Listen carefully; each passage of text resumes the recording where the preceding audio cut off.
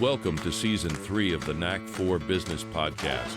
Over 200 episodes strong, we're here to ignite your entrepreneurial spirit with fresh insights, networking gems, and creative strategies that elevate your game.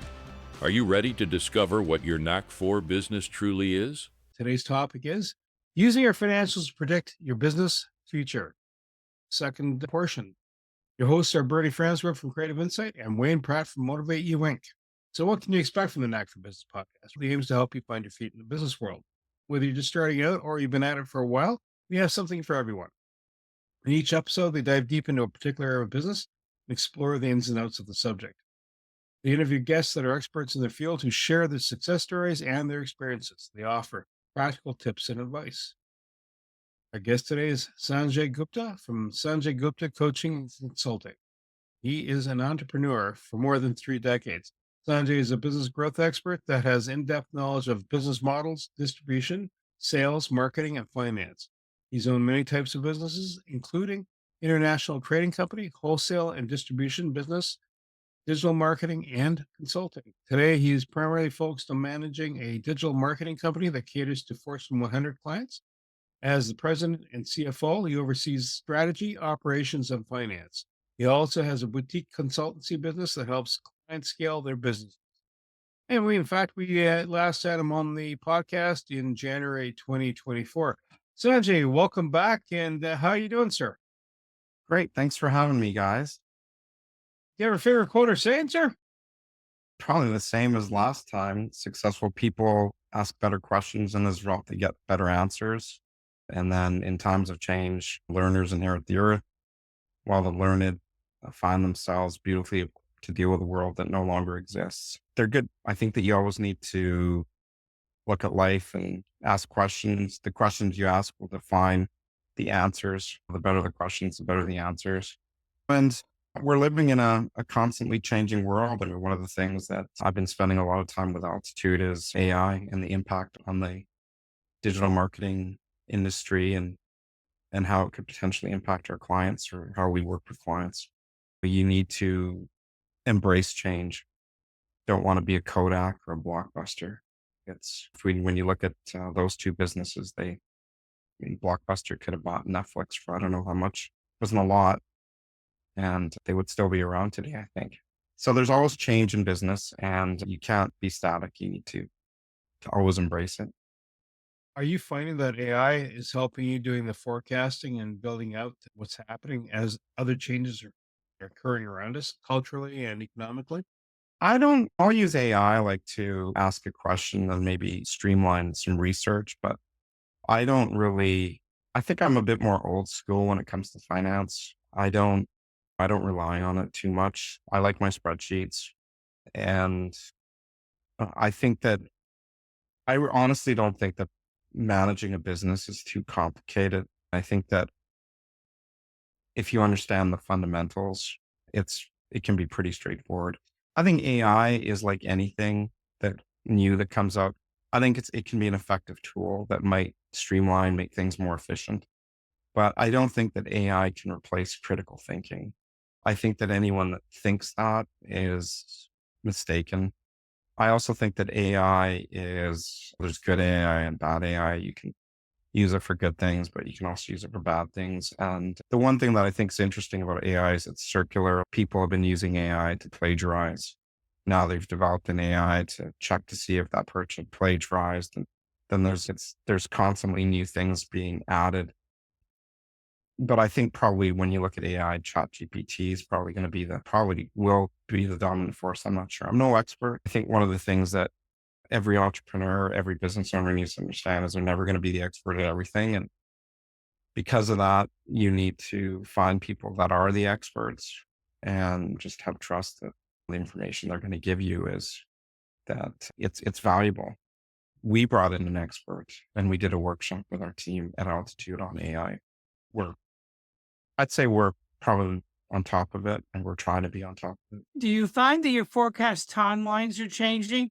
We used to have next year plan. Now you have 9-day plans. No, not really. Not really. I think it depends on what industry you're in. Like you may be You might recall that the construction industry, there was a period when your supplier costs were changing every 2 weeks, lumber during. Then I think probably AI would have been really beneficial back then because it would probably help you. One of my friends that was a supplier, they were doing a mini P&L or they were looking at their inventory every day almost because the costs were changing constantly. I think that you probably need to do that if your ability to do business is going to be influenced by, for instance, pricing related to your supplier. If you're if you're a builder and if your costs are constantly changing, how do you plan for that? So you might employ some tools. I'm not sure what the tools are in AI because I'm not an expert, but you do that, or you might find someone that is. But for me, for what I'm doing, no, I'm not really looking at it from a 90-day. I still think that you need to know your direction for your business, whether it be your 10-year plan, and then break that down into 5, 3, 1 year. Maybe when you look at your 1 year plan, you might define your KPIs and you know what your objectives are every quarter, and you might need to adapt accordingly. But again, it's going to depend on every industry and what industry you're in and what the factors are that are influencing it. I think with respect to digital marketing things, yeah, there are changes, but we're primarily content providers, but our clientele are the content that we produce is pretty high end. So I think with digital marketing in general, and there's so many different digital marketing companies, the more niche you are, the better, right? More specialized. With investment decisions, when you're doing a financial forecast and there's several areas that you can have experience growth, how do you prioritize where to invest time and energy and money? How do That's you a great, strategize that? that's a great question. And I think that there's actually a great book, and I have no affiliation with this individual, but I use it a lot. It's called The Pumpkin Plan. And there's so many great books, but I think for most entrepreneurs, this would be a really easy read. And it actually provides you with actionable steps. And it's a good book because it helps you make those decisions. In other words, how do you prioritize? Your priorities are going to be really based on your customers. Who are your best customers? And that's going to determine what your focus of your business should be. And how are you going to serve those customers? Are you going to keep those customers coming back? How are you going to grow your biggest pumpkin, so to speak? How are you going to, I think that a lot of entrepreneurs, they're too focused on trying to satisfy too many customers. But if you look at your business from the perspective of who are your best customers and how can we get more of those best customers, then you're going to grow faster. And so your priorities in your business should always be customer driven. I think that if you're customer centric and everything that you are focusing on relates to making your customers happy and continuing to come back to you, then your business is always going to thrive. But you have to be also in tune with your numbers. So part of that is understanding your best customers is also realizing that your best customers are usually going to be your most profitable, the most the ones that you enjoy the most working with, those type of things. Sanjay, one thing I'm interested, have you had much of a struggle in convincing entrepreneurs that revenues aren't profits? That's funny. That's a great, interesting question because I remember when I was the CFO of a restoration company, and the owner would always say to me, "We're bringing in so much revenue, but we always never have any cash."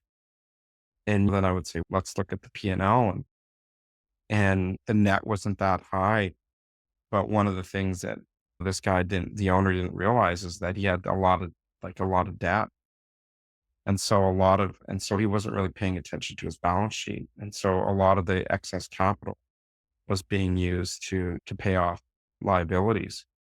And I think that is probably one of the biggest challenges that a lot of business owners run into.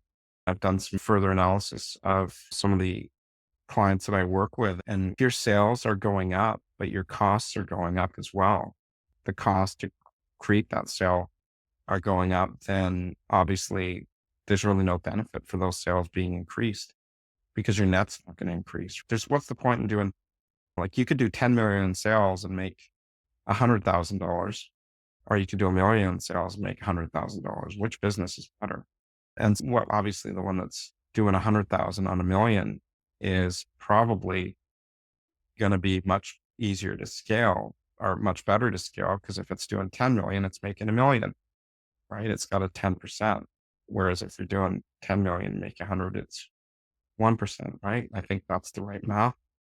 You need to always be paying attention to your costs. One of the things that I like about the book is he says that you need to look at, when you're looking at your business, you always need to look at what your costs are. And obviously in our previous podcast, I did mention that the two biggest costs for most business owners will most likely be their cost of goods or the cost of service. And then obviously their payroll. I'm currently looking at maybe acquiring a business. Sales are really good. The cost of goods is pretty high. And so then I'm evaluating all the other expenses, and clearly payroll is the other big expense. And is there a way to did purchase that business?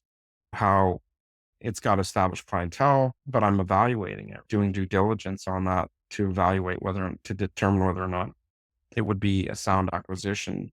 And that one question when I interviewed the owners was, how much are you drawing out of the business as a salary? And that's a huge impact. That's a great question that you always need to ask yourself as a business owner is, what am I actually drawing out of my business? Are you paying yourself a fair wage? If you're not, then why are you operating like this? Maybe you love the business, but are you able to live? In other words, If you're a Christmas tree salesman, yes. it comes once a year. Yeah. If you're into selling ice cream, there's about 6 months that are really ideal, and 6 months, probably not so much ideal, right? How do you factor in something that it's not steady state? If you're selling gasoline, there's a bit of seasonal activity in there, but typically though, people are consuming at a regular rate. Usage of the road system, transport of goods, that's pretty steady. Okay. But how do you forecast when you have A one-time sale. one-time sales, or it shows up maybe once or twice in a year, and all of a sudden they're flatlines? How do you forecast in that space? That's a good question. If you're looking at the Christmas tree analogy, the Christmas tree analogy, obviously everyone celebrates Christmas. Or, well, most people do. But I guess if you're selling Christmas trees, I think the economy would probably have some impact.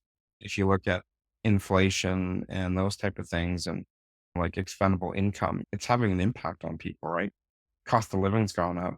So you always have to pay attention to those factors. I noticed the Bank of Canada is reducing interest rates and things, which perhaps will reduce people's mortgage payments. But when you're trying to forecast something like that, I think you'd probably look at your historical trends from the past. How did I do previously? You'd probably want to look at what competitors were selling their Christmas trees for in the past. And can you justify a price increase? I'm not sure, but you might need to because of inflation and your costs have gone up. But I think the most important factor would be it depends. If you're selling Christmas trees, are you the grower or are you buying it from a grower?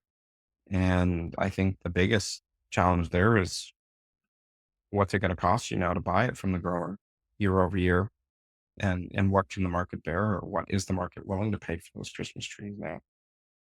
Does that make sense? And so there's many different factors you'd have to look at. It's not, and then if you're selling, then when you look at Christmas trees, you also have to look at the fact that there's people that don't buy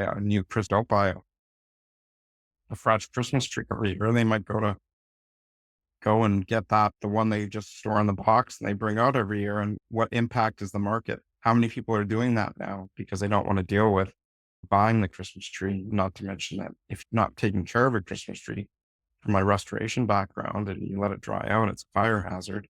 There's lots of things you need to look at. Would I stake my life on selling Christmas trees as my only source of income? No. But if you're big enough, maybe you could. Maybe you sell so many during Christmas that you go to Costa Rica or Mexico for the rest of the winter and then come back. But it's obviously, I think a business where you've got recurring residual income is probably going to be better for you, but then because you have predictable cash flow. So I guess what you're saying then, using the Christmas tree analogy, it's more of a sideline business, and you should have a primary one, and this one just is ancillary to it, just perks you up. Or you have another business because you cut lawns for a living, and apparently grass doesn't grow in snow. Well, and if you look at it, there's a lot of companies, your landscaping businesses, they're landscapers during the summer, and then in the winter, they always offer snow removal. It seems to be a good combination because the customers tend to be the same, right? People that are getting their grass cut. And also there's the commercial application as well, where you're dealing with business owners that may need landscaping during the summer and then snow removal during the winter. As far as Christmas trees go, if you're the grower of the Christmas trees and then you've got your own little retail, then you're supplying a whole bunch of other Christmas tree retailers, then maybe that's your business. That would probably be a year-round business because I'm not a Christmas tree growing expert, but you might need to grow, you might need to pay attention to how they grow. But if you're just buying them and reselling them, I think that would probably be a good seasonal business that could generate some decent cash for you. Yeah. Sanjay, when you are forecasting a new business, how do you make sure your underlying metrics are not either naive or delusional? It's a good question. Probably, and actually, I'm actually dealing with this right now because I'm looking at this business. The first thing I do is I look at the historicals. What do the historicals tell me? And I will usually request the ones that were prepared by the accountant because I know the accountant's going to base it on the bookkeeping, but at least I know there's going to be some professional eyes on it. And so I'll look at the historical financials, and obviously there's certain things that you're going to take out of the expenses related to the owner. There's certain things that owners will put through their business that may not be a factor if you purchase the business. But the most important factor I'll look at is what are the sales? What's the trends? Who's their customer base? How long have those people been customers? In other words, what's the source of the cash flow and how reliant is that source? And then the next factor is obviously what's the cost of goods on those sales, because the cost of goods on those sales is going to determine what you have left over to run the business. This business I'm looking at is actually a product-based business, but it's a consumable, and they have a good customer base, and but the cost of goods are pretty high, but the expenses are not that bad. Was there a way for me to get involved in the business and actually reduce the expenses? Perhaps. I'm not sure yet, but that's part of the due diligence process. But if you're going to buy a business, you're always going to look at historicals, right? Jay, we were just chatting casually before the podcast, and you mentioned that you're looking at helping owners succession plan. I think that is absolutely huge, especially if you're dealing with people who have been solopreneurs. Can you tell us more? Sure. I think that the big question, and this was actually driven by our initial discussion, is most business owners don't really have a full understanding of their numbers, right? And so when you ask, but the key question and the key driver for that initially when I got into advisory was, what do you want? What is your end game? What's your end plan? What do you want from your business? Are you going to sell the business? Are you going to shut down the business? Really, what do you want to do? And that question, the other question I always ask is, what happens if you're hit by a bus? Which is a morbid thing, but is the business going to operate without you, in other words, right? And that's the whole Gerber thing, work on the business, not work in the business. Do you have a team? Is the business sustainable without you, in other words? And so I think most entrepreneurs, if they're smart, they try to make themselves redundant. They want to get to the point where the business runs without them actually being physically involved. And so those questions lead to your succession planning. What are you planning to do when you decide you don't want to run this business anymore? And it leads into succession planning and I just don't think most business owners think about that. My initial queries about what you want to do with your business lead to that financial discussion that we had previous, because the financial discussion really is so critical, because that's going to have a huge influence on your end game, like on what you do, either sell the business for or how. In other words, there's so many different ways that you can exit out of business. You can sell it completely, a share purchase, share and asset purchase, or you could, let's say that you own, let's say you own a building and there's a business in the building. You could just sell the business, but own the building, and then you're leasing the building. So that creates a continual source of revenue for yourself in your retirement. Are your family going to be involved? Generally speaking, when you're looking at family involvement in a business, that tends to be a little more complicated because there's lots of emotions involved. Or you might just shut down the business, which does happen. That happens to individuals that don't plan, by the way. Usually they just get to a point where they're just so tired, they're so fed up, and they just say, okay, I'm done. And they shut down the business. Or they may have tried to sell the business because their numbers were so bad, no one wanted to give them what they thought they should get. And I think that most business owners think that their business is a lot more valuable than it actually is because they don't actually pay attention to their numbers, right? So someone like me who has no emotional attachment to that business, when I look at their numbers, I can be very straightforward with them. And like I said, there's two key things that I look at. Then there's also the other factors within their business that you look at as far as what it's costing you money. If you said, I'm going to sell my business in 10 years, then you now know what your direction is. Because I think most people, that's the key. You need to know what your direction in life is. Because if you know that you want to sell your business in 10 years, that's going to influence all your decision making up to that 10th year when you do sell the business from a personal and a business perspective, right? And if that's your goal, then you might say, okay, in the first 5 years of this 10 years, I'm going to focus on growth, which means I'm going to invest in my business, which means that your profitability in the business might not be that great because you're taking that capital and you're putting it back into the business to increase. In other words, your profitability might not be as high because you might be investing more in marketing. Then after the 5 years, when you've increased your customer base, when you've grown your revenues, you might pull back a lot of your marketing spend and your advertising spend, which is going to increase your profitability. But if you've grown your business dramatically over 5 years, you might also have more leverage over your suppliers. You're now able to get better costs. And so these are all things that can happen in those 10 years, or you might, the first 5 years, you might have some challenges in your business related to HR, culture, or the people relate aspect in your business, or you might have some debt that you need to get paid off. But that's why you need to know what you want, because then you can plan. And I think the key is understand what you want so you have your direction and then figure out how to get there. Does that make sense? Yes, it does. Sanjay, one thing that I've noticed is that we're living longer as a culture. And are you hearing about people who want to semi-retire rather than sell because they know they A, can't golf 5 days a week, and B, because it's the only way to get the most out of that business? It's an option, I think, for a lot of business owners. I have some people that I work with they've decided that they want to keep the business and bring on employees that are going to manage the business, incentivize them with equity. And so they maintain majority ownership, or they might have interest in the business. So they're always collecting dividends.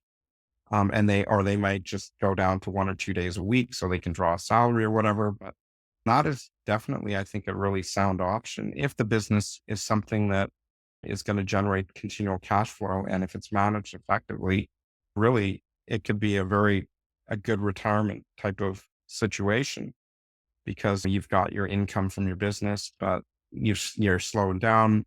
You can stay home more. I think that's definitely something that most business owners, if it's the right business, should look into. I think at the end of the day, it boils down to the culture you developed in your company. Because if you develop positive culture, and that's why there's that book, Scaling Up, which I really love, it's strategy, tactics, people, and money. Obviously, you need to have the right strategy for your business to grow it, and then your tactics are the implementation. But Do you know who the author is? I forgot off the top of my head, but if you look up Scaling Up on Amazon, it's a great book. There's a lot of great books Another really good book is one called CEO Tools, which kind of gives you, it's every chapter is a burst of knowledge. But anyhow, with respect to that book, the people component of any business is so important. And if you develop a positive culture, usually you can find superstars within that culture, or people that are really dedicated to your business, or what you might call lifers that might be interested in taking more responsibility, potentially owning an interest in the business. Those people are ideally suited for your leadership team. And if you build a leadership team, then you know that your business is going to be looked after, even if you're not there. That's what you want. If you decide that you want to stay involved in the business, more of a hands-off approach to stay involved. You might be the chairman of the board, and you might have, if it's a big enough business, you might have a CEO or a president, and they're basically running the business, but you still own the majority of the business. Does that make sense? Yes. So one of the things I'm picking up here is a theme, what you just talked about last, and succession planning just prior, is that you've got to learn to let go. So an emotional investment. So it's getting that detached, but not so detached you don't care, but detached. How do you get people around that? If this has been passion built, like if you're an artist, you do paintings and that's the product you sell, it's hard to divest that piece. In fact, it's hard to scale it up per se. But if I'm making a product, ice cream, and we're making really good ice cream, and I have a lot of passion, have a secret recipe, etc. How do I separate that piece out so that one, if I decide to, what's my succession plan? Or am I scaling up or am I selling it? The succession plan to me is who's going to be running the shop afterwards. Correct. Yeah, you need to let go. Well, and I think the key is you need to trust, right? You can't, it's funny. I have an associate who was out of the business for an extended period of time for health reasons, and the business kept running. There was no change. And when that individual came back to the business, they realized that there's a lot of things that they could do related to the business where they're not really even involved in day to day, because everyone just stepped up and took over. And I think that's a great example. If you have an established business and you have people that have been there for a while, you just need to give them the credit that they're gonna step up and do the job, right? I think people, they want responsibility, but I feel blessed because in my current position, the CEO and the founder was willing to give me a lot of leeway, right? Trust. But it's helped the business grow because I had that opportunity. And I think that every business owner needs to do that but I think before you do that, you need to make sure that you have the systems and processes in place. Some people refer to it as SOPs, standard operating procedures in place. You need to have all that in place as the founder, because that really is how you want things done. In other words, when I'll do a session with a client, I'll look at what they want, and what they want is going to define what they want to sell the company for or the business for. Well, in order to get what they want, you really need to look at what their sales need to be. So once you look at that, then you need to go, okay, how are we going to get those sales? Who's our best customer? And once you figure that out, then you need to go, okay, what's our communication strategy to attract the customers? So that's your marketing piece. And then after that, you need to ask yourself, once we get that customer, how are we going to make sure that we deliver to that customer and other future customers the same product or service, consistent quality every single time? And that's your processes. That's your systems. Those are so important to a business, right? Those are the key things that need to be in place. And once you have your systems and your processes in place, then quite frankly, your business, provided it's profitable, can be scaled. And once you realize that it can be scaled, then that's when you need to start thinking about, okay, we're going to have to when we look at our scaling and based on your other numbers, what your potential people equation needs to be. And that's when you need to think about what is our leadership structure going to need in order to, because people need a leader. And that's so important. So that's why your systems and processes are so important, because that really enables your business to scale, because it will enable your business to create that consistent quality. And if you think about franchising, Mhm. that's really what people buy. They buy the system. That's why if you go to McDonald's in Kingston or you go to McDonald's in China and you order a cheeseburger, you'll most likely get the same product. There might be some changes to meet cultural differences, because McDonald's is really good at changing. And this is not a plug for McDonald's, but it's a great example. They will adapt their menu to the culture. But generally speaking, if you go to McDonald's, it's always going to be the same quality product and service and that you expect. And that's because when you buy a McDonald's franchise, you're buying their system, right? That's what you buy when you buy a franchise. You're buying their system.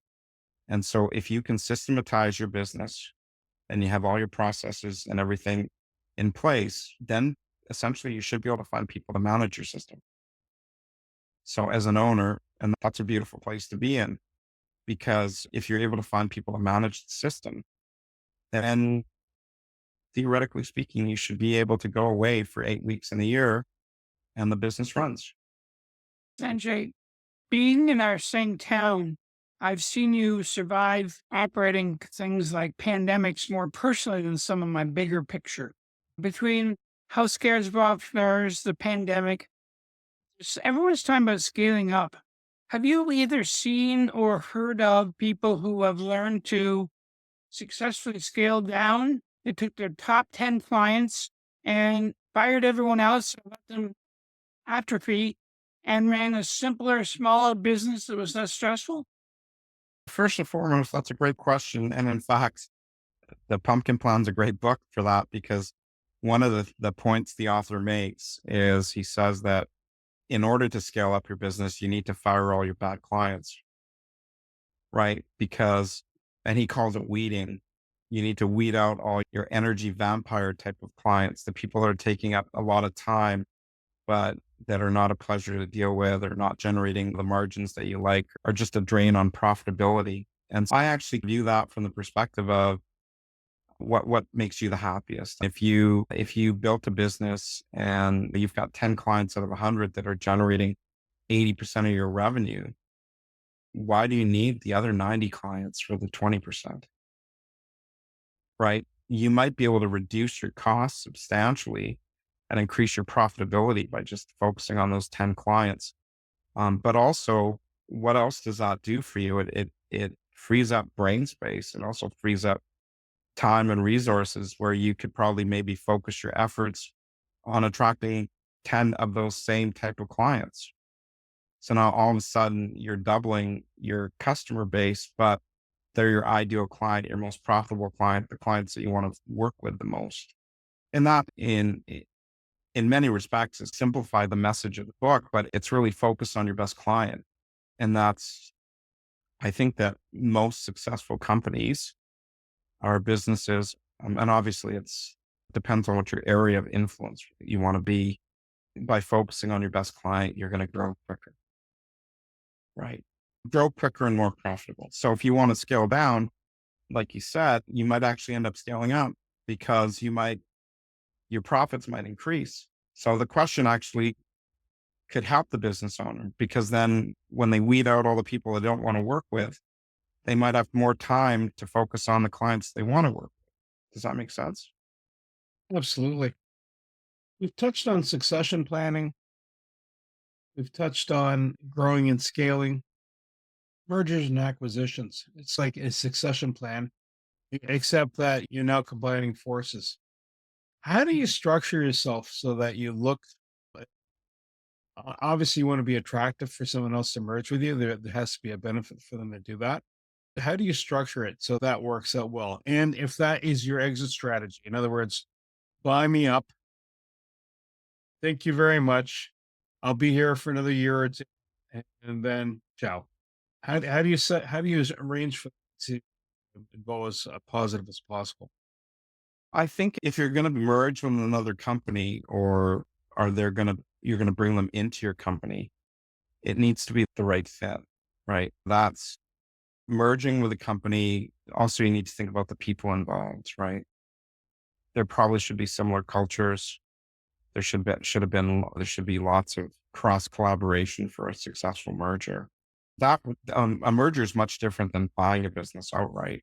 A merger is more like a marriage, two companies coming together into a marriage. Whereas if you buy someone out, they're just retiring, they're exiting from the business. If you decide to sell your business, you really need to understand what you think the value, what you think the real value of the business could be but if I was going to sell a business, let me put it this way, I would think about it from a 10-year perspective. And I would start planning and you might look at it from 5-year perspective, but I would have a clear plan in place because then you probably can maximize the sale price. Although there's no guarantees you're going to maximize the sale price because the world could change. I guess it also depends on the business, right? I think there's always going to be a need for like restaurants and food, and there's certain things that there's always going to be a need for, which is never going to change. But I also think it just depends on the business you're in. I don't know if I asked the question. It was a tough one. Yeah, man. Sanjay, we've talked about some really neat things, and all of them could be podcasts on their own. What is a key takeaway or two that you would like to pass on? And also, if somebody radiates with what that you've heard, how do they contact you? The key takeaway I would say is just plan. Know what you want and plan. If you are planning to exit from your business, know what that exit looks like and plan for it. People can get a hold of me. They can go to my website, sanjaykgupta.com, or they can LinkedIn, just send me a direct message on LinkedIn. I know that you guys will have a link to my profile. That's probably the easiest way. And maybe on a future podcast, once we have this other business set up, I can delve deeper into succession planning, maybe. Sanjay Gupta, I'd like to say thank you. My co-host Wayne Pratt, thank you. And you, especially the Knack for Business listeners. Now, Sanjay, we're going to be more than glad to have a third podcast unfold, succession planning in more depth and in your new business. And if you're a Knack for Business listener and you're going, listen, I want to scale my company, I want to understand all the nuances of it, reach out to Sanjay. He's the perfect answer to your questions. Reach us, info@creativeinsight.com. That's info at KREATIVINSIGHT.com. Website's creativeinsight.com. Wayne, how can folks reach you? How can folks reach you, sir? That's right. It's my website, motivateyou.ca, MOTIVE, the numeral 8, the letter U.ca, and my email is wayne@motivateyou.ca. If you would like to be a guest on this podcast and share your knowledge, let us know. We would also appreciate your feedback on the content or format. Check the show notes for more details. For these podcasts, we like to acknowledge the support and thanks to the following people: Carl Richards from Podcast Solutions Made Simple, a renowned podcast expert; Fred Crouch, who is the Property Wizard podcaster, where Bernie is a co-host; Javin Strika from Hive, a co-working space that is more than just a space; then Melanie Weber, Bernie's invaluable business partner; and Wayne Pratt from Motivate You Inc., who serves as both a coach and co-host of these podcasts. Disclaimer: please note that the Knack for Business podcast episodes are meant solely for educational and general informational purposes. The information and opinions contained within are not intended to be professional advice on any subject matter. The thoughts, views, and opinions expressed by the participants are their own personal beliefs and do not represent the views of the podcast hosts or any affiliated organizations. It is important to note that this podcast is not a replacement for consulting with certified experts in your area who possess knowledge of your unique situation. The hosts of the podcast, along with any participants or affiliated groups, do not take responsibility for any actions taken or not taken based on the information presented in this episode. It is highly recommended that individuals seek guidance from their own personal advisors in fields such as accounting, law, or other pertinent areas prior to undertaking any actions or making decisions that may impact their financial, legal, or other aspects of life.